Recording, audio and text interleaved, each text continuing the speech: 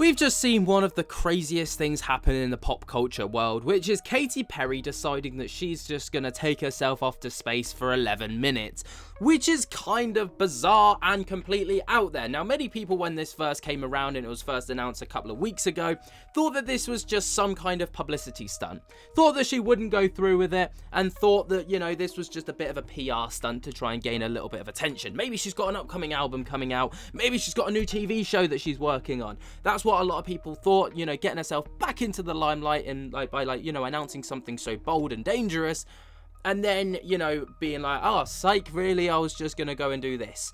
But no, she actually went through with it. Fair play to her, she actually went through with it. But again, a lot of people wondered, did we learn nothing from OceanGate? The last time that a bunch of celebrities decided that they were going to go on a little voyage to try and find something new and extravagant, it ended with an absolute disaster. But fortunately, this all went really well. Katy Perry managed to survive it, and it went without a hitch. But you're probably wondering, why on earth does Katy Perry, of all people, want to go into space? Well, according to her, right, Katy Perry that is, she wanted to inspire others, particularly young girls and her daughter, to pursue ambitions and dreams without limitations. She saw the Blue Origin all-female mission as an historic opportunity to promote gender equality in space exploration and to make space travel glamorous. Perry also expressed personal fascination with space, citing her interest in astrophysics, astronomy, and the works of Carl Sagan, which fueled her curiosity. She then viewed the trip as a way to encourage future generations to, quote, reach for the stars and to experience a profound perspective on seeing Earth from space, which is all well and good when you're a multi-millionaire who can just afford to go on an expedition like this without any prior training.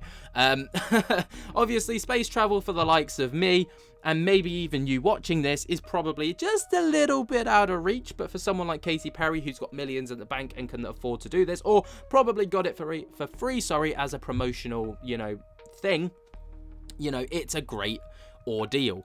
But as you can imagine, over on social media, there's been a hell of a lot of stuff. So the first thing that we're going to talk about is the fact that, she spoke about it yesterday before she actually took off, basically stating that everything seemed to be aligning and that it seemed to be a bit of a perfect opportunity, because there were some telltale signs. Like, her mum used to call her Tortoise and Feather, right? And the capsule that she was going to be going into was called wait, let me just pull it up right here, I've got it. The capsule that she's traveling outlined Feather and named Tortoise, two nicknames that her mum called her. But this is the video that she spoke about it right here. T-minus 1 day before I get to go to space. I think if you know me, you know that I'm always looking for little confirmations from the heavens, from my guides, from my angels, from my higher self. When I ask for it and I'm open to it, it's pretty loud. So when I was invited to come on this voyage, I looked up the capsule, and the capsule on the very front of it is the outline in the shape of a feather.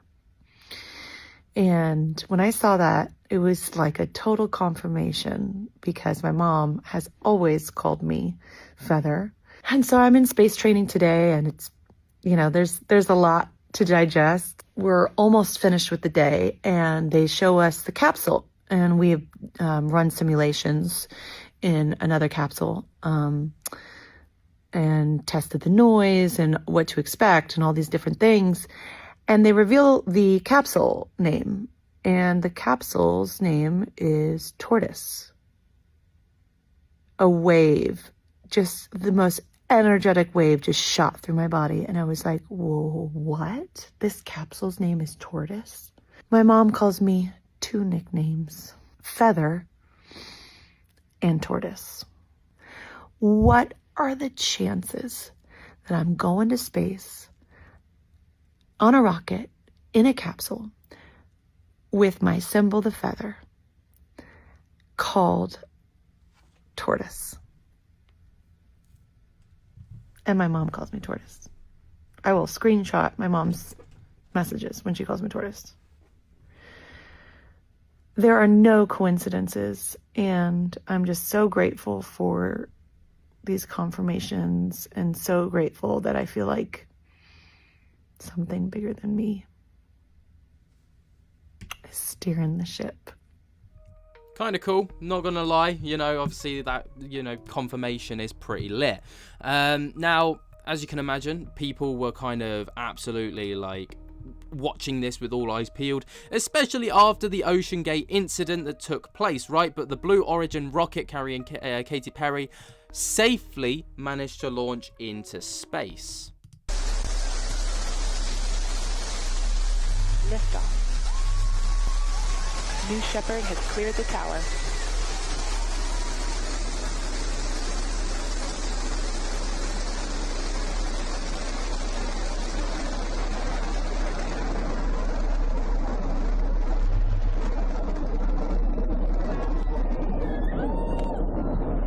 Not gonna lie, if that were me, I'd be absolutely fucking bricking it. But she seemed to handle it quite well. But as you can imagine, she came out of it, and you know, all the media was all over it. All eyes were on her.